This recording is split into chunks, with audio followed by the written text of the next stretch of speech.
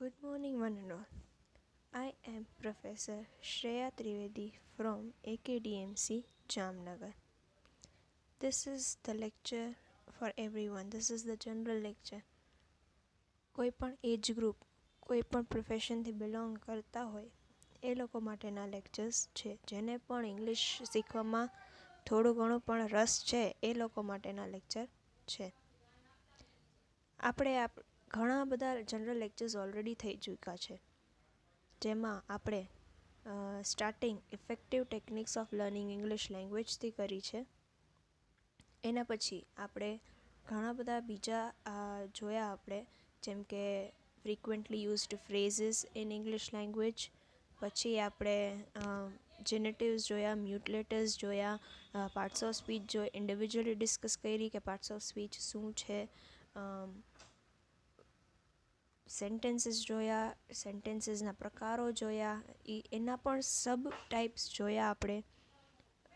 Verbs and it's forms જોયા, અને લાસ્ટમાં આપણે ટેન્સીસ ચાલુ કરેલું, જેમાં આપણે જોયું કે મેઇનલી 3 પ્રકારના કાળ આપણી પાસે છે. ટેન્સીસ એટલે કાળ. કાળ એટલે સમય, જે સમય દર્શાવે છે એને આપણે ટેન્સીસ કહીએ છીએ. પ્રેઝન્ટ ટેન્સ, પાસ્ટ ટેન્સ અને ફ્યુચર ટેન્સ, મેઇનલી આ 3 પ્રકાર રહેલા છે. પ્રેઝન્ટ ટેન્સ એટલે વર્તમાન કાળ, પાસ્ટ ટેન્સ એટલે ભૂતકાળ અને ફ્યુચર ટેન્સ એટલે ભવિષ્યકાળ. પ્રેઝન્ટ ટેન્સ ઓલરેડી આપણે કરી ચૂક્યા છીએ. આજે આપણે પાસ્ટ ટેન્સ જોઈશું, જેનો ઓલરેડી એક લેક્ચર ગઈકાલે થઈ ચૂક્યો છે. દેટ ઇઝ ભૂતકાળ, પાસ્ટ ટેન્સ.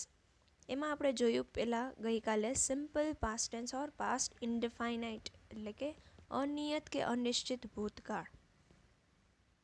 આજે આપણે કરવાનું છે that is past continuous tense, એટલે અપૂર્ણ ભૂતકાળ. અપૂર્ણ ભૂતકાળ ક્રિયા ભૂતકાળમાં કાર્ય ચાલુ હોવાનું જ્ઞાન કરાવે છે. ગુજરાતી વાક્યોનો અંત આ કાળમાં રહ્યો હતો, રહી હતી, રહેતા હતામાં થાય છે.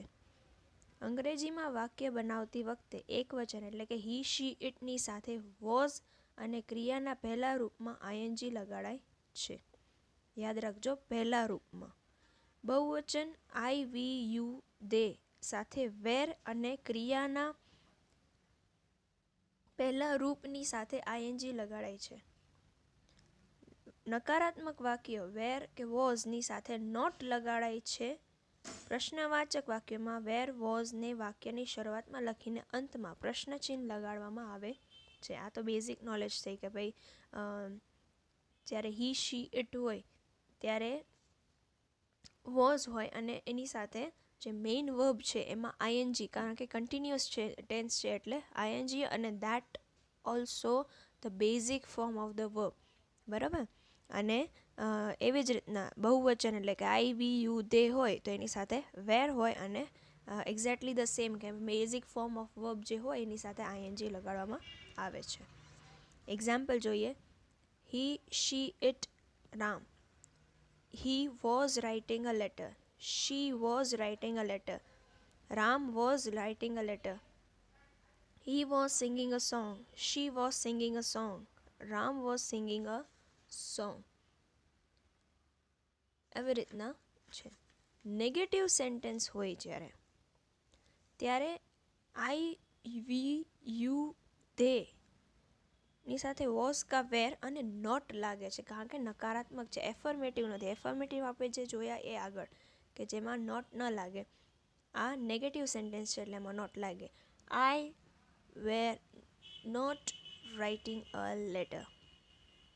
એકચ્યુઅલી આમાં અકોર્ડિંગ ટુ રૂલ આઈની સાથે વેર લાગે છે, પણ હવે આપણે બોલવામાં આઈની સાથે હંમેશા વોઝ લગાડીએ છીએ, કારણ કે સ્પોકન અને રિટર્ન ફોર્મમાં ઘણો ફેર પડે છે. ચાહે કોઈ પણ લેંગ્વેજ હોય, ગુજરાતી હોય, ઇંગ્લિશ હોય કે ગમે એ લેંગ્વેજ હોય, બોલવામાં અને લખવામાં ઘણો ફેર પડે છે ભાષામાં. એટલે હવે આપણે આઈ વોઝ લગાડી છીએ.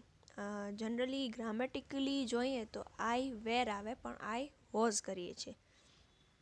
You were not singing a song. We were not playing a game. They were not going home. Okay, એવી જ રીતના ઇન્ટરોગેટિવ નેગેટિવ હોય ત્યારે વોઝ કે વેર હંમેશા પહેલાં આવે છે. વોઝ જનરલી આપણે ફર્સ્ટ પર્સન માટે વાપરીએ છીએ અને વોઝ વેર જે છે એ સેકન્ડ અને થર્ડ પર્સન માટે વાપરીએ છીએ. He she it Ram not.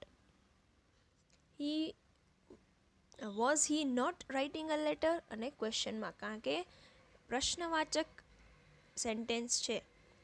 Was she not singing a song? Was he not playing a game? Was Ram not going home? Okay, એટલે આ જે છે એ વોઝથી રિલેટેડ પહેલું વચન, એટલે કે આપણે એક વચન જેને કહીએ છીએ. હવે એવી જ રીતના જ્યારે બહુવચન આવે, was or were, was I not singing a song? Was were you not singing a song? Were you not writing a letter? Were we not playing a game? Were they not going home? Question mark. આ હતા આપણા continuous ટેન્સના sentences. I hope તમને થોડું ઘણું સમજાણું. Next લેક્ચરમાં આપણે કંઈક આગળ સારું ભણીશું, વધારે ઇન્ફોર્મેટિવ થાય એવું કંઈક ભણીશું. Till then have a good day and be safe. Please wear the mask and use the sanitizers regularly so that we can have a tough fight against this pandemic situation. Okay, so thank you and have a nice day. We will meet in the next lecture. Thank you.